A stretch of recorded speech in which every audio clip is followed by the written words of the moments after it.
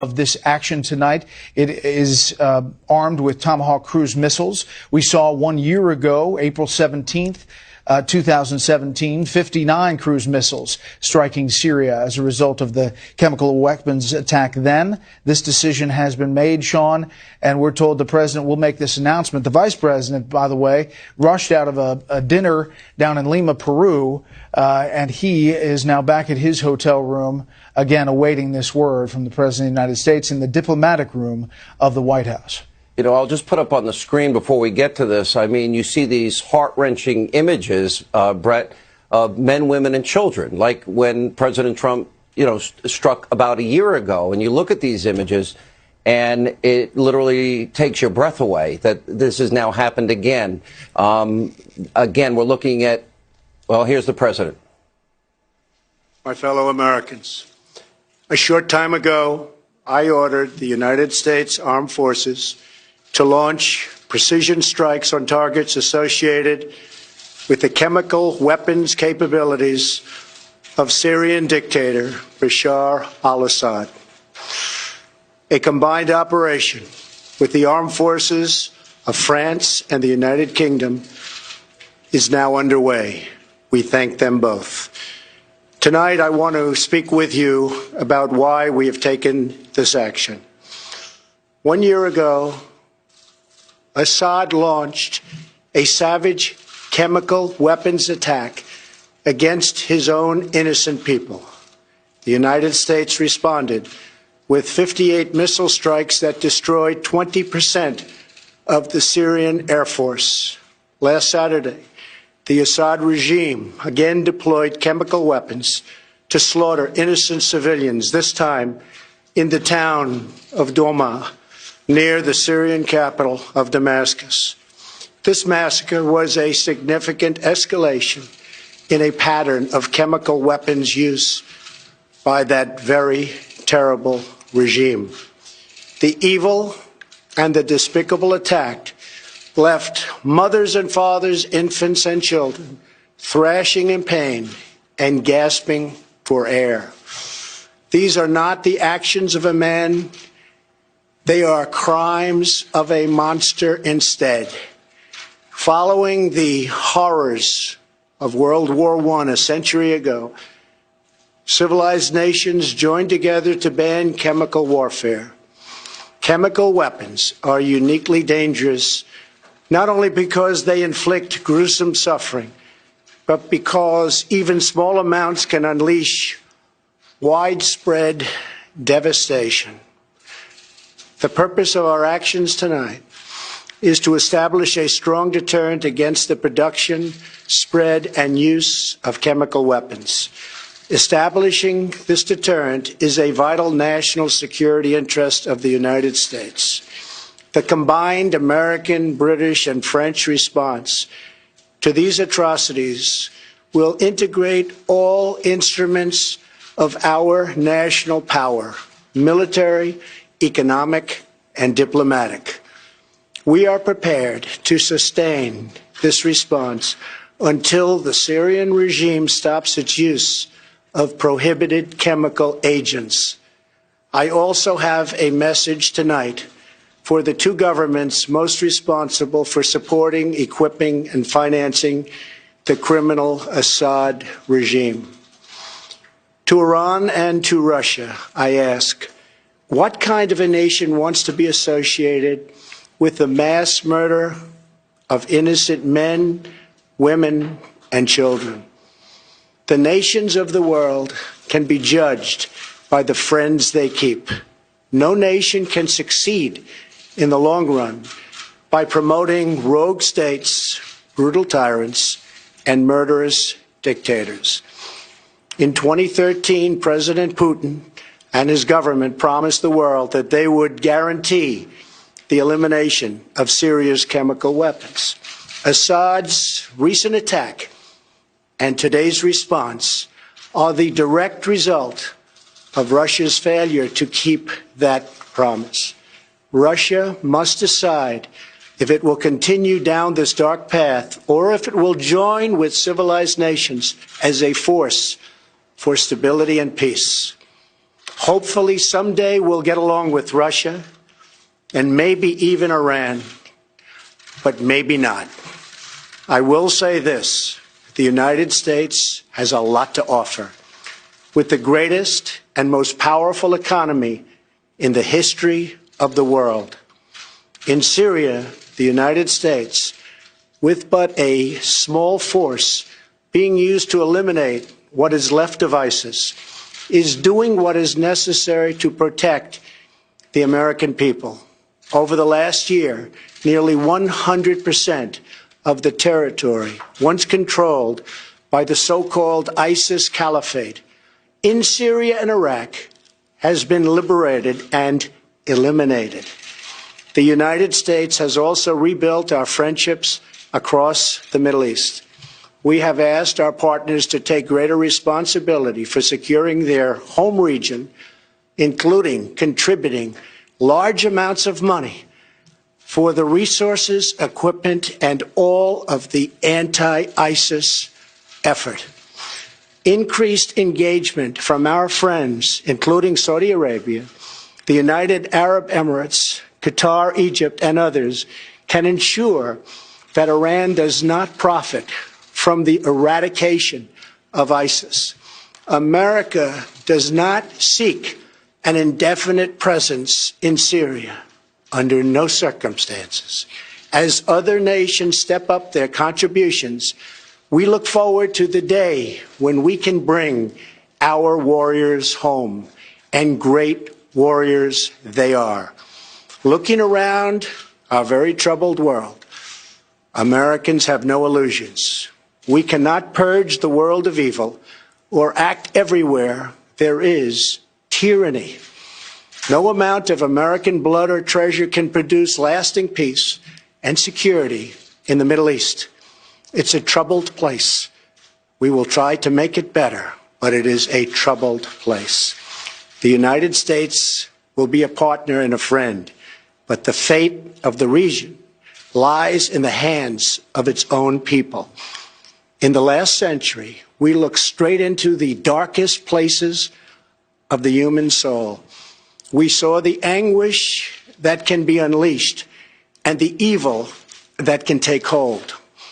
By the end of World War I, more than 1 million people had been killed or injured by chemical weapons. We never want to see that ghastly specter return. So today, the nations of Britain, France, and the United States of America have marshaled their righteous power against barbarism and brutality. Tonight, I ask all Americans to say a prayer for our noble warriors and our allies as they carry out their missions. We pray that God will bring comfort to those suffering in Syria. We pray that God will guide the whole region toward a future of dignity and of peace. And we pray that God will continue to watch over and bless the United States of America. Thank you and good night. Thank you. All right, that was the president tonight announcing that he has approved U.S. military strikes in Syria against the Assad regime in light of what has happened with the chemical weapons attack against innocent men, women, and children. The president having very, very strong words and a direct message to Russia and Iran, and the president also notifying the U.S. and the American people tonight that it was a coalition of the willing, including Great Britain and France. From the White House tonight, our own John Roberts is standing by. John.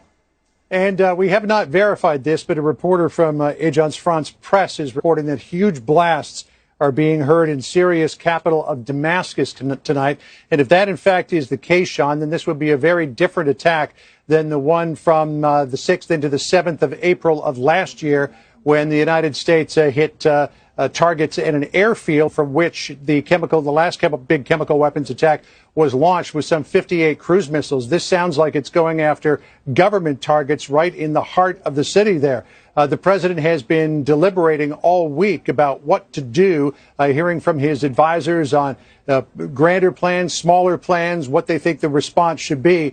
And it appears as though the president has chosen something that really is going to send a message, Sean, to the Assad regime to say, we've got your number here. You better stop what you're doing or you're going to lose everything. The problem is, though, is that you can't take away everything from Assad, because then you'd leave a power vacuum in a place that can not afford a power vacuum. So the president has to act very not only tactically but strategically as well here to really give him a smack upside the head, but then at the same time make sure that he doesn't send the whole thing crumbling into the abyss. The president also with a very strong message to Russia and Iran tonight, saying that you should not stand with this murderous dictator anymore. The president described as a monster a little while ago. He said these are not the actions of a man; these are the actions of a monster. So clearly, the message to Vladimir Putin is: if you want to be friends with the United States, you've got to end this friendship with Assad. Very early on in the going here, Sean, again, reports from Agence France-Presse that there are large blasts that are being heard in the capital city of Damascus tonight. We don't know what they're hitting, but clearly it's something designed to hit very close to home for Bashar al-Assad. All right, John Roberts standing by at the White House. We'll be checking back in with him in a few moments. Our own Brett Baird joins us. I want to go to that message that John referred to directly to Russia and to Iran, the regime of Iran. You know, what nation would want to be associated with? And the president ending his remarks tonight about the coalition that has been formed between Great Britain and France and this attack on Syria tonight, about it's a battle against barbarism and brutality, Brett. This was building throughout the week. Yeah, I think those two lines, Sean, stuck out to me, too, when he talked about Assad and the crimes of a monster, and then directly talking to Russia and Iran about what kind of nation wants to be associated with this mass murder. The linkage between France and Great Britain, the president speaking to the British Prime Minister numerous times, Theresa May, also the French President, Macron, who is actually the first state visit here in just coming days. Now, this coalition launching what we believe are Tomahawk missiles. We are now being told that the Pentagon will have a briefing at 10 p.m. Eastern Time. We expect that to show and perhaps show us specifically what strikes at the president called targeted strikes associated with Syria's chemical weapons program. The last time the 59 Tomahawk missiles last year dealt with the ability of Syria to get their airfield, a specific airfield where those strikes last year, the chemical weapons attacks had come from.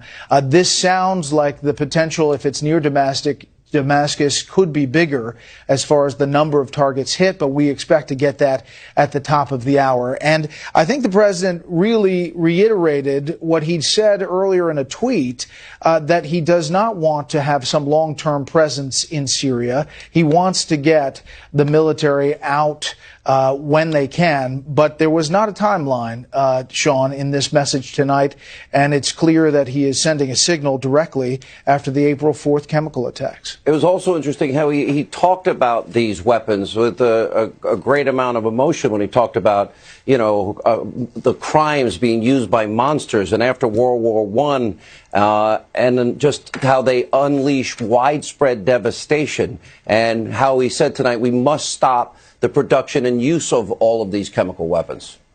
Yeah, and remember that Russia had pledged to get, as part of this deal with the Obama administration, to get the chemical weapons out of Syria. That clearly did not happen. And when they have been used, we're told by several officials that there are dozens and dozens of times when there have been not only chlorine bombs, but chemical weapons attacks of some kind, and that the UN has been tracking all of this, and the U.S., obviously, on the ground, believing that they have evidence that they're going to lay out specifically, much of it classified, how they get it, that Syria's military and air force is behind this. All right. Thank you, Brett Baird. We'll be checking in with you throughout the evening. Joining us now is Jennifer Griffin. She's at the Pentagon tonight. The president said a precision strike on targets associated with chemical weapons capability of the Syrian dictator Assad, a combined operation with the armed forces of France and Great Britain. Jennifer, sounds like the precision attack sounds very strategic, that perhaps maybe they know where these locations are, certainly militarily. They're looking at the Syrian military.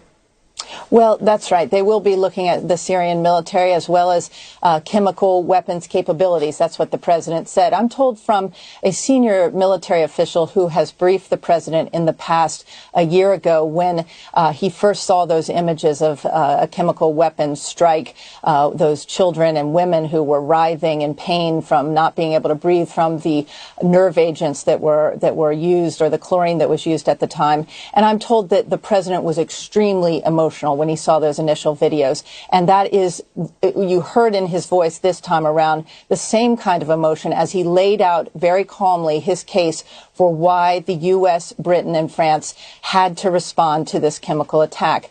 We've been reporting in recent days about the U.S. assets that are in the region, that are in position. The USS Donald Cook, expected them to have been in play. They had 75 Tomahawk missiles on board that destroyer, which is in the eastern Mediterranean. It was joined by a French frigate. We have reported that they had 12 cruise missiles on board, as well as some surface-to-air missiles to protect those ships. Remember, in recent days, Sean, a Russian admiral, as recently as this morning, had said that Russia would strike back at any U.S. warships that and named the Donald Cook by name if they struck Syria. We also have been reporting that there are two U.S. warships in the Red Sea, south of Israel, in the Red Sea, that are in play tonight. The USS Monterey, the USS Laboon. We had been withholding their names at the request of the Pentagon, but we do know that they are in position. What we don't know at this point is whether any aircraft are involved in these strikes. The explosions that are being reported on Twitter in downtown Damascus suggest that the U.S. and its allies will be exacting a price from President Bashar Assad himself. And if you look at the strike a year ago, when those 59 Tomahawks, 58 airstrikes, as the president mentioned, they had targeted just one base, the Shayrat base, where the chemical weapons attack occurred a year ago. But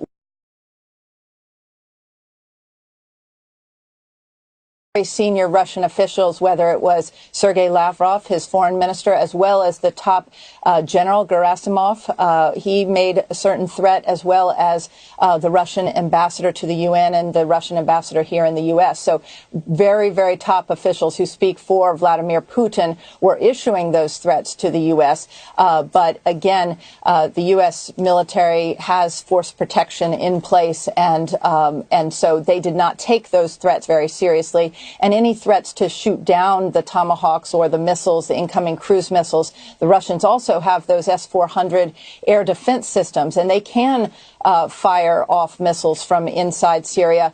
But again, the sheer number of Tomahawks that the U.S. and its allies have in position, and cruise missiles, they would easily overwhelm that kind of air defense system.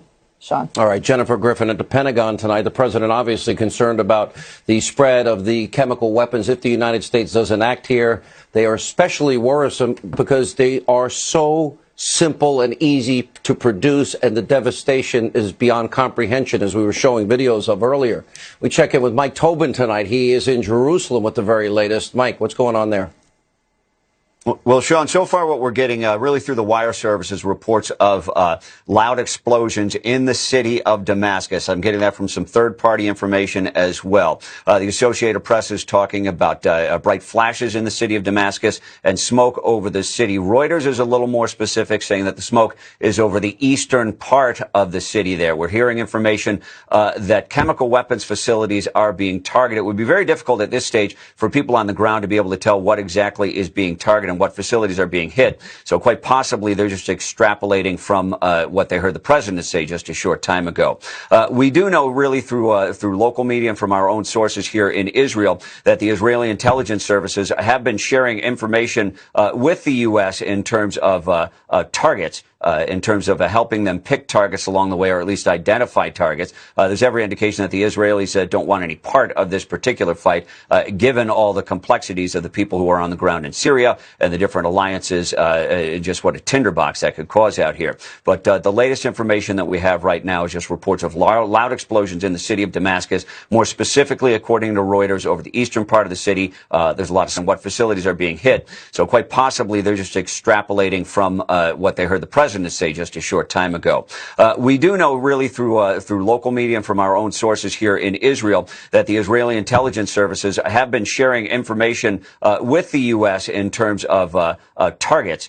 In terms of helping them pick targets along the way, or at least identify targets. There's every indication that the Israelis don't want any part of this particular fight, given all the complexities of the people who are on the ground in Syria and the different alliances, just what a tinderbox that could cause out here. But the latest information that we have right now is just reports of loud explosions in the city of Damascus. More specifically, according to Reuters, over the eastern part of the city, there's a lot of smoke there. Sean? All right, Mike Tobin in Jerusalem tonight, joining us now for reaction to this developing news. Fox News national security strategist Sebastian Gorka, retired Brigadier General Tony Tata, former senior intelligence officer Lieutenant General Tony Schaefer. Dr. Gorka, I begin with you. You know, sometimes I think countries act because it's the right thing to do. The world sees these horrific, evil images of men, women, and children, innocent people. We know the ongoing civil war here that has been going on. I think the president is sending a clear message when he said tonight, Dr. Gorka, the evil, despicable attack that left mothers, fathers, infants, and children thrashing in pain and gasping for air. These aren't the actions of a man. They're crimes of a monster. And then the challenge to Russia and the challenge to Iran directly. Your reaction? The president is not an interventionist. And I know the left doesn't believe this. He is a very, very compassionate man. Whether he's meeting with victims from Parkland or whether he's looking at the footage of that chemical weapons attack in Syria. And we're not interested in a large footprint. That's not what the president believes in. But he believes in a simple saying: for evil to triumph, all you need is for good men to do nothing. Tonight, we are standing up for the moral rectitude of this nation and what it stands for. We can't fix everything. The president was clear. There is evil, there are atrocities around the world, and we can't solve all of them. But when we have a capacity to respond to a monster like Assad, who has been responsible for a civil war that has caused the deaths in the last 7 years of 500,000 people, if we have a capacity to respond, we are duty-bound to do so. And that is what is happening tonight. And he sent a very clear message to Russia and to Iran. You have to draw your own internal red lines now. You have to decide if you are prepared to pay a further price for sponsoring a regime as evil as Bashar al-Assad's regime. That is how simple it is.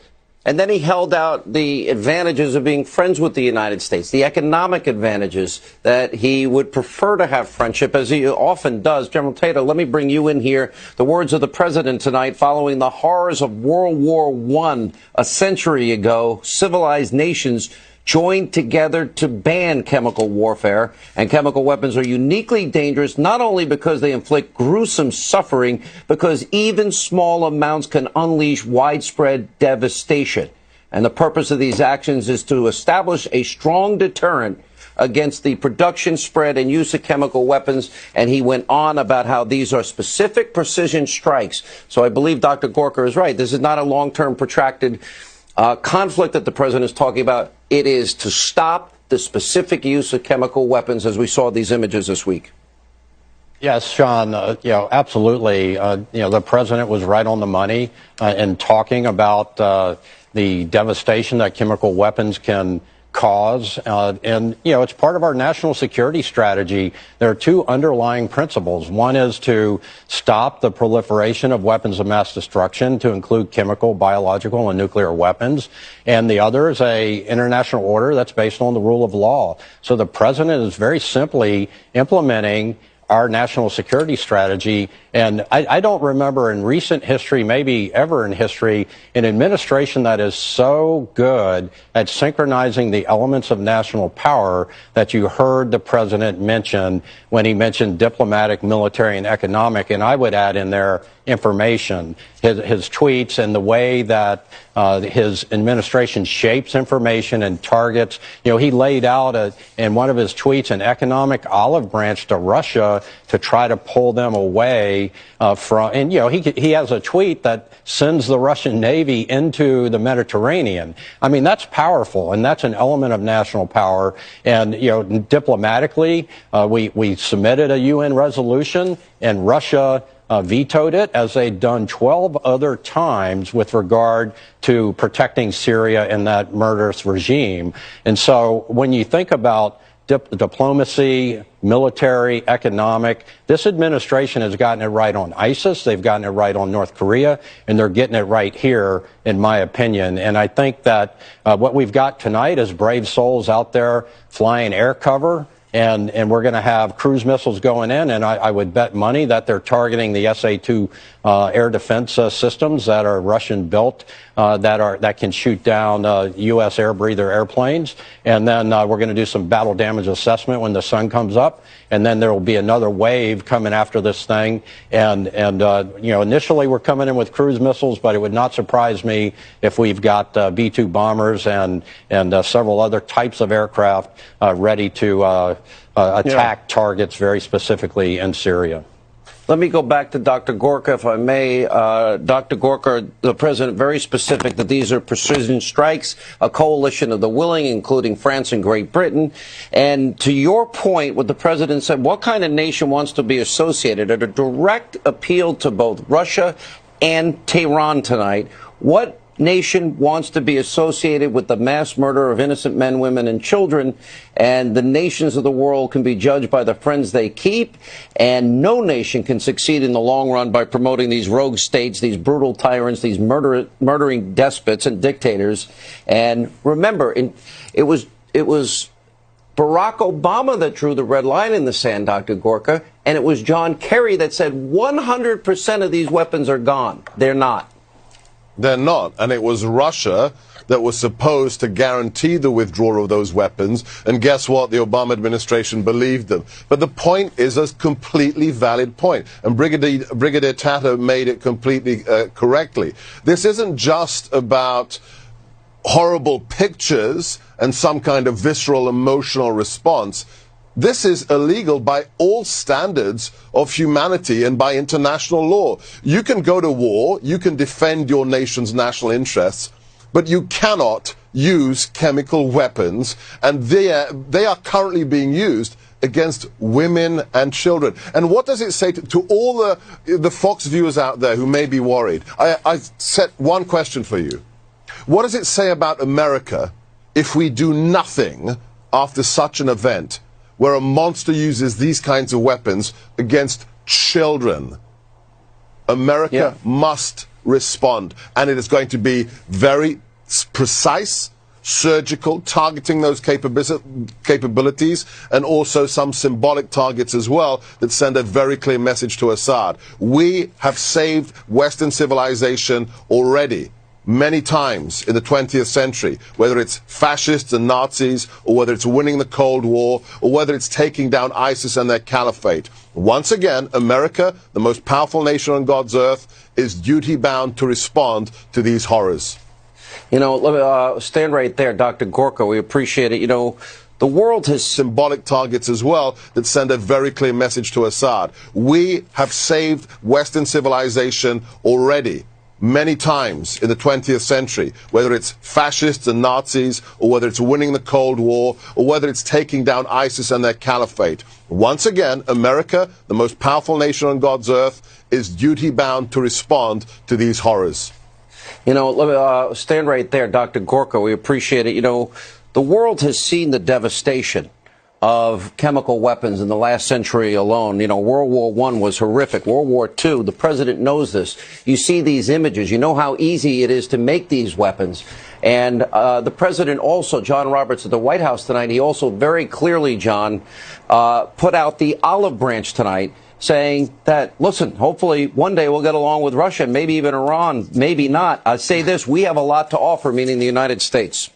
Well, I would think when it comes to Iran in particular, Sean, maybe not is probably the more likely course.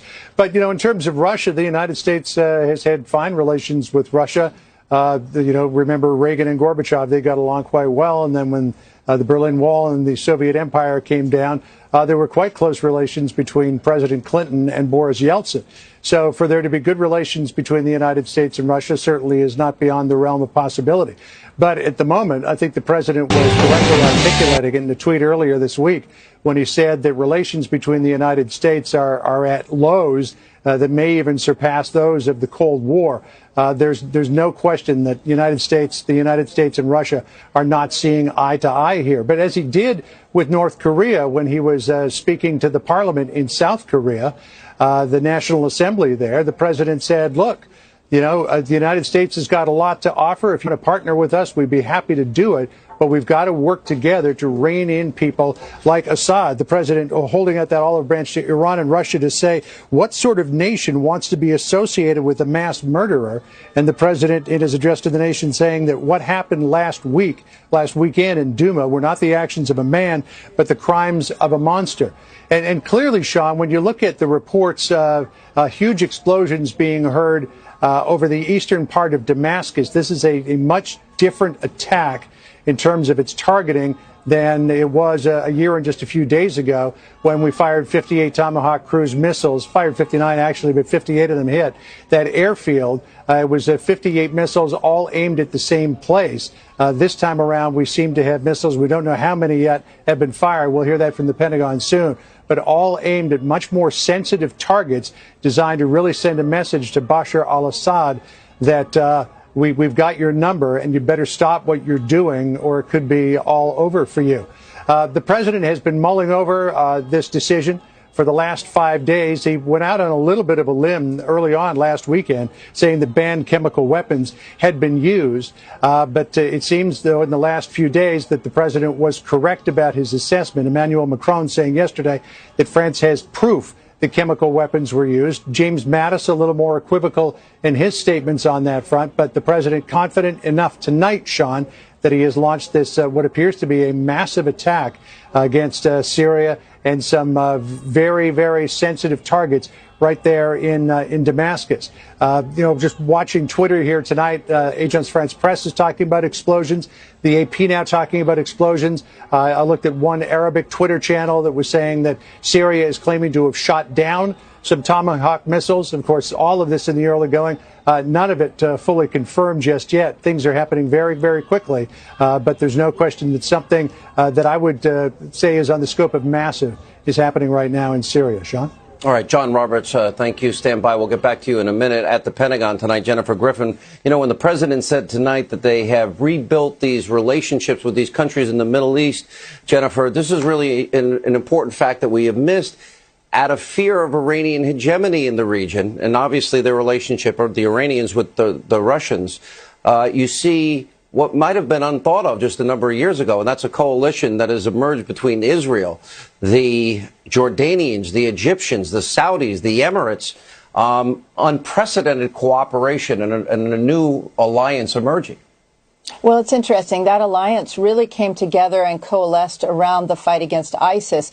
But look at where the U.S. has air bases. The U.S. has a large air bases in Qatar as well as UAE.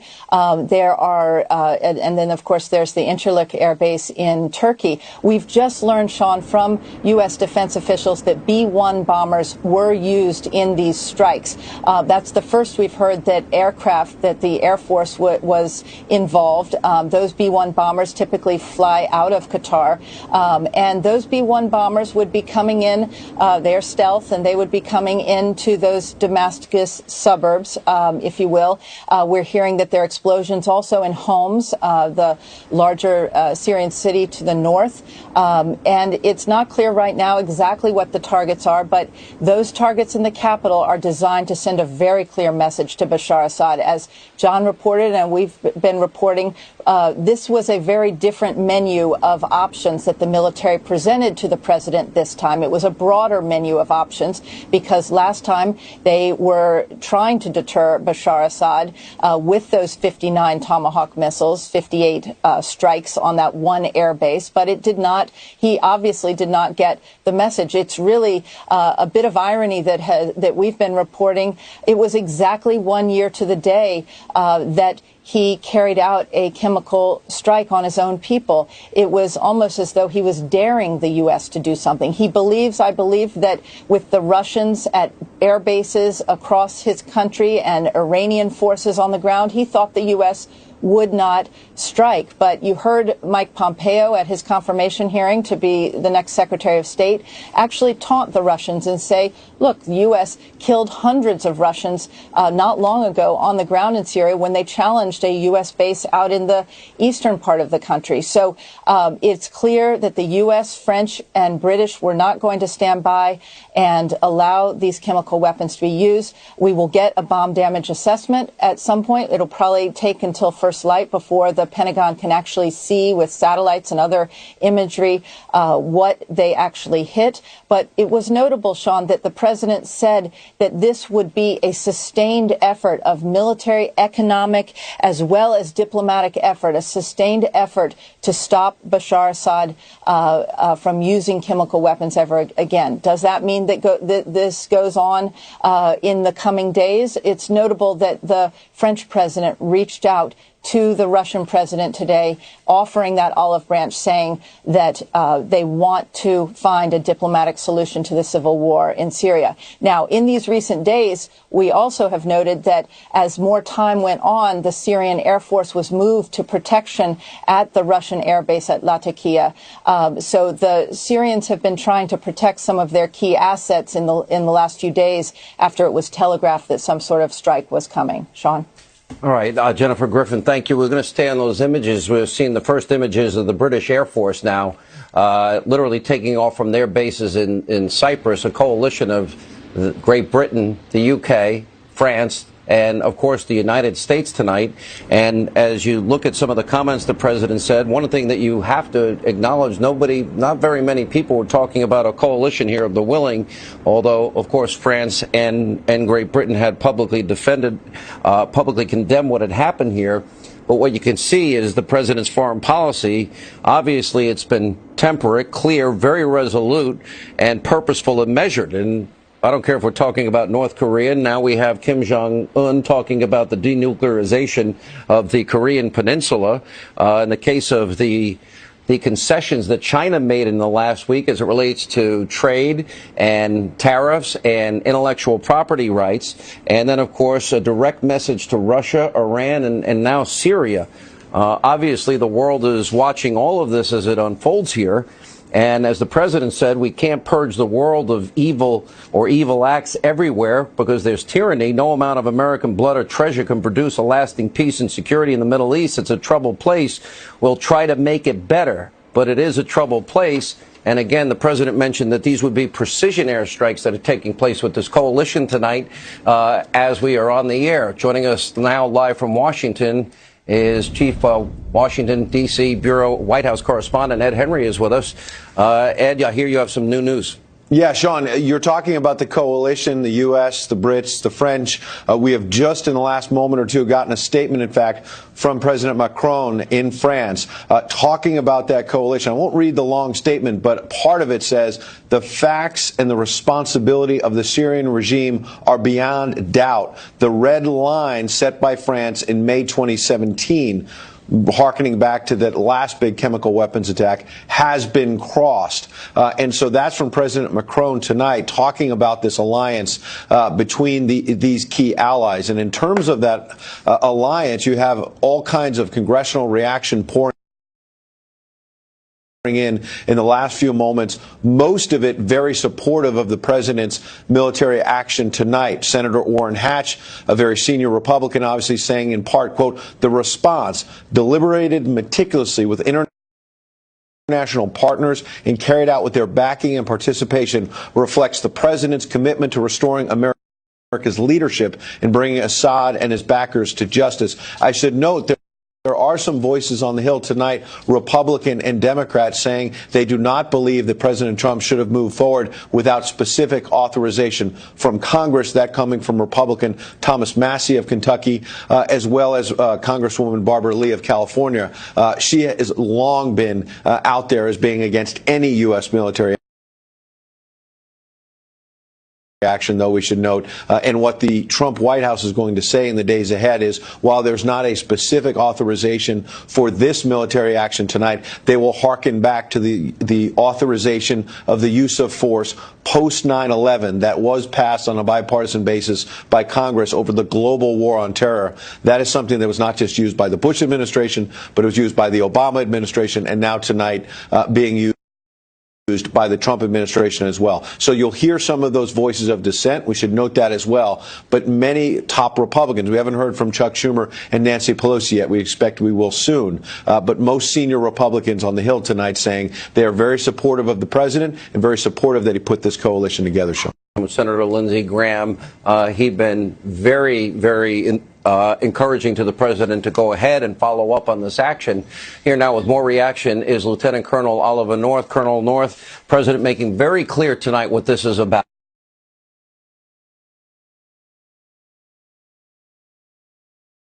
This is about a precision strikes to send a message and a deterrent to stop the use of chemical weapons as the brutality and the evil, and to use the president's own words here when he talked, frankly, passionately tonight about all this, that it is barbarism and brutality on display that we have been witness with men, women, and children. Sean, last night on your show, I laid out the target list. It looks like I guessed right.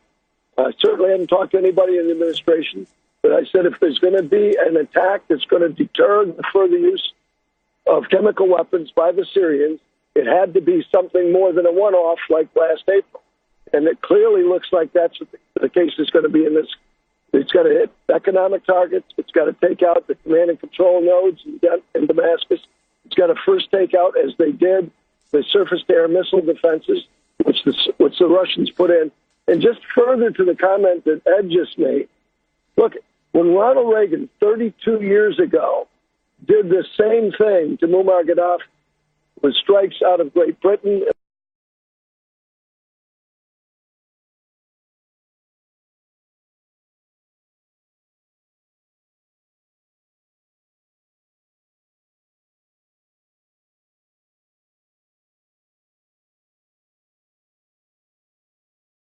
strikes will be limited to the capabilities of the Syrian regime for the production of chemical weapons. So this is some of the first reporting that we're getting out of Damascus right now. A couple of targets that have been identified. A little skeptical on the identification. It could very well be a dual-purpose type of facility or even a fabricated name.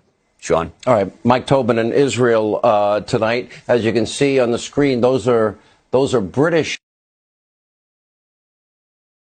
jets taking off from Cyprus just earlier before the strikes. We're getting reports from the AP, loud explosions, and the skies of Syria around Damascus now being lit up tonight.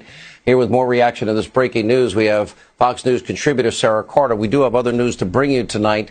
Dr. Sebastian Gorka and former Brigadier General Tony Tata is with us. General, if you look at it and you look at the statements from Great Britain and France tonight and the president tonight, it seems like everybody's on the same page. This is a deterrence. These are precision strikes. This is to send a message. But also the president did send a larger message tonight, which was to Vladimir Putin and Russia.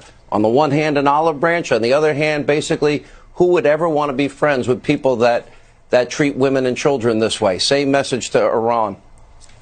Yes, Sean, I really think that the president's comment was right on the money, very concise, where he talked very strategically, trying to separate Russia, trying to separate Iran from this issue so that we could focus operationally and tactically on destroying the surface-to-air missiles, the command and control nodes, and then get at, with our jets and bombers, the very precise locations where the chemical weapons depots are. And when you hear terms such as degrade and defeat, those are doctrinal terms that are General, if I may interrupt. Sure. 1 second, we are hearing again that in addition to the U.S. warships. We do know that B-1 bombers now took part of the strikes. There's a lot of chatter that, in fact, the airport is completely destroyed in Damascus. I got a report from some friend of mine in the region that may have happened. Too early to absolutely say 100%. But obviously, this is a well-coordinated tactical strike. The interesting thing is there was not a lot of chatter, General, about the fact that we would have an alliance in this strike tonight.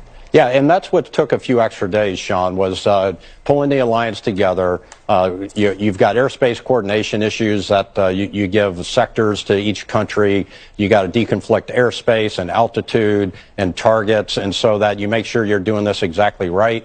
You got to destroy the air defense the weaponry that Russia has put in there all throughout Syria, Damascus especially, and then you've got to get at their command and control so they can't communicate and coordinate response, and it looks like that we're doing that. And then finally, you unleash the B-1, the B-2 bombers, you unleash the F-35s, and you get in there and attack, and you unleash the French and British brave fighter pilots and anybody else who's involved in this thing, and allow them to attack and do what they do best, and that's what's happening right now.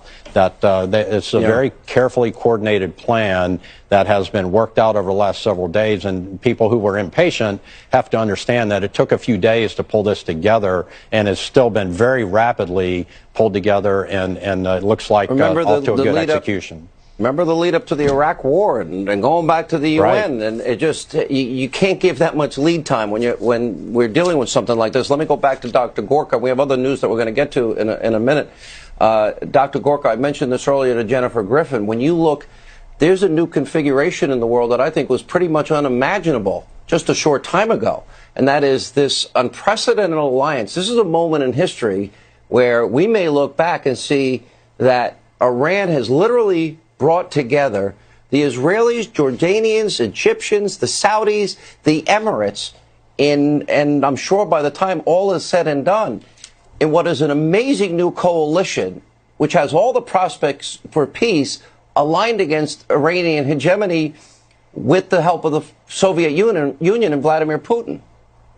Right, but it's not just Iran that helped create this coalition. It's the fact that we have a new commander-in-chief as of January the 20th last year. A global reset was pressed, and it's not a cheap plastic button delivered to the Kremlin. The president sent a very simple message. America is back. The world is dangerous without American leadership. And don't forget, Sean, he went into the heart of the Muslim world. He went to Riyadh, and he gave a speech in front of more than 50 Arab and Muslim heads of state to say, we are back, and we're not going to allow the evil things that have gone on for the last 16 years to persist. But you're very, very correct.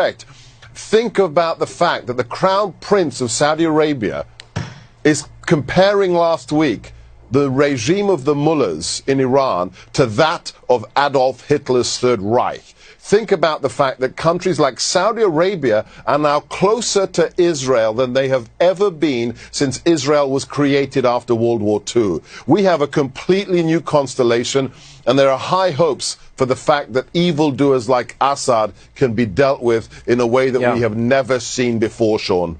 We're going to keep these images on the screen. There is other breaking news tonight. The Inspector General, only what is the first of what will be many reports.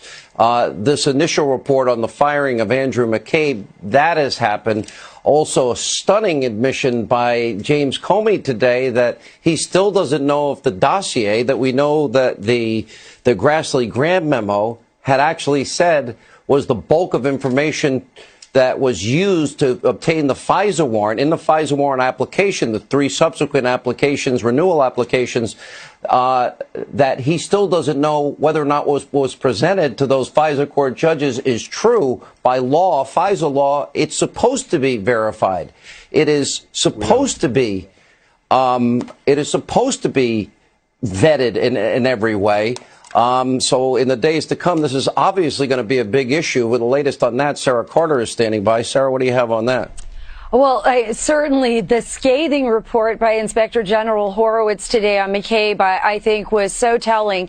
It not only verified the reasons why OPR, the Office of Professional Responsibility, Sean, with the FBI, fired McCabe, and that this wasn't a move by President Trump, even if he wanted him fired. It was a move by the FBI because what we saw was detailed interviews, even with Comey, about McCabe and the reasons why he lied. I mean, look, he lied directly to the FBI director. He lied to the inspector general and his investigators. He lied under oath. And then he tried to throw two of his own FBI executives under the bus and basically tried to blame them for leaking, even reprimanded them in a phone call, apparently, even though he had originally authorized the leak. And now with Comey, we're seeing the same kind of issues coming up.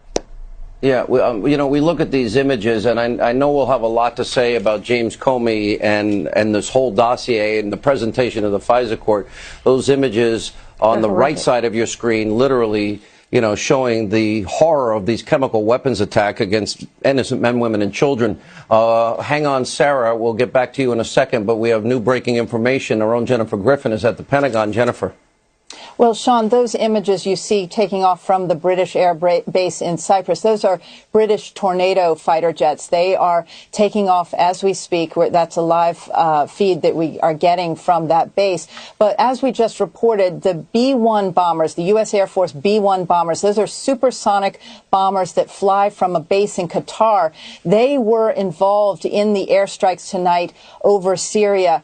They likely would have been escorted by F-22 fighter jets because I misspoke earlier. The B-1 is not stealth, and so they would have had to have been escorted. The F-22 would have been the most likely escort in case they were challenged by any Syrian or Russian aircraft. But those B-1 bombers are interesting because they can fire standoff missiles from up to 600 miles away. They're known as JASSM missiles.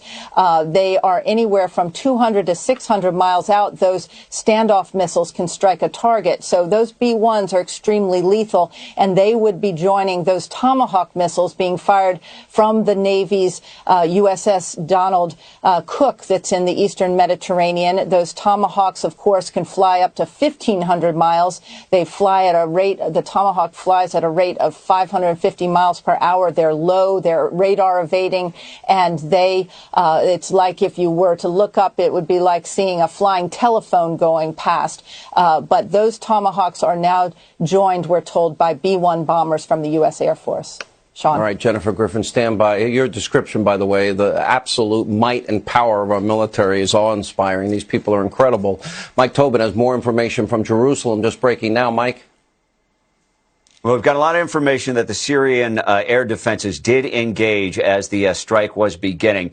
Specifically now we have from Syrian state TV reports or a claim by them that they shot down some 13 Tomahawk missiles. Again, what we've heard from people on the ground there, at least a lot of it through Arab TV, that I'm getting now is that this first wave anyway was rather brief. But the development that I have right now is a claim through Syrian state TV that 13 Tomahawk missiles were shot down, and multiple reports that the Syrian air defenses did engage at the beginning of this strike. About the capability that you know of, Mike? In other words, it's hard. Go ahead.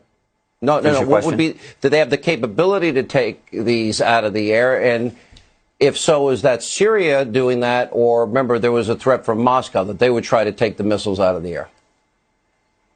I can't really hazard a guess, certainly about cooperation with Russia in terms of activating their air defenses. I've been in and out of Syria a few times, and their stuff does look dramatically antiquated, certainly compared to the modern resources that the United States military has. So you can kind of guess that it's a stretch, and the precision that would be required to intercept an incoming Tomahawk missile. But all I can give you right now is the report from State TV, their claim that they intercepted some 13 Tomahawks.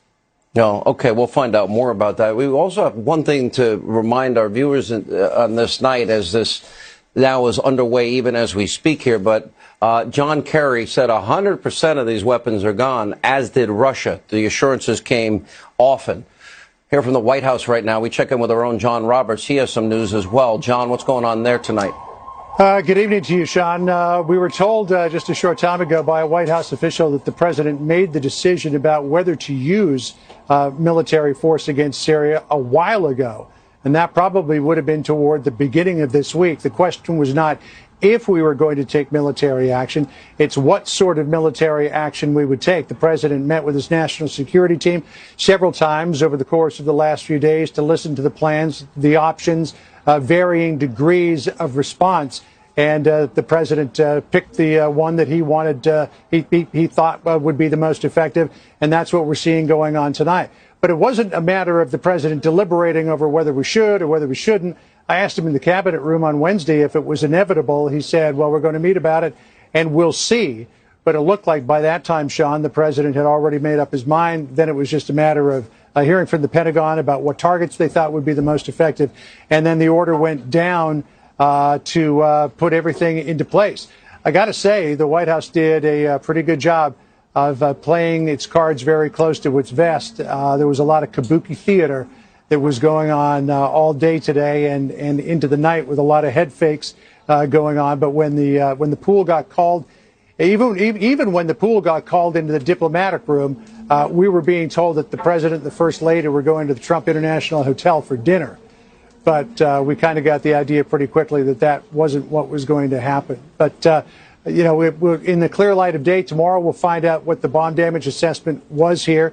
We're not expected to hear from the White House until sometime tomorrow morning. So we'll see what they have to say. But in the next few minutes, Sean, we will be hearing from briefers at the Pentagon about what the targets were and the assets that were used. John, do you have any obviously it was deliberative, it was well thought out. You're right, they didn't show their hand. That was a major campaign promise of the president. But in the meantime, too, while independently Great Britain and France had said that they, too, had their own red line in the sand, this coalition was put together without a lot of fanfare.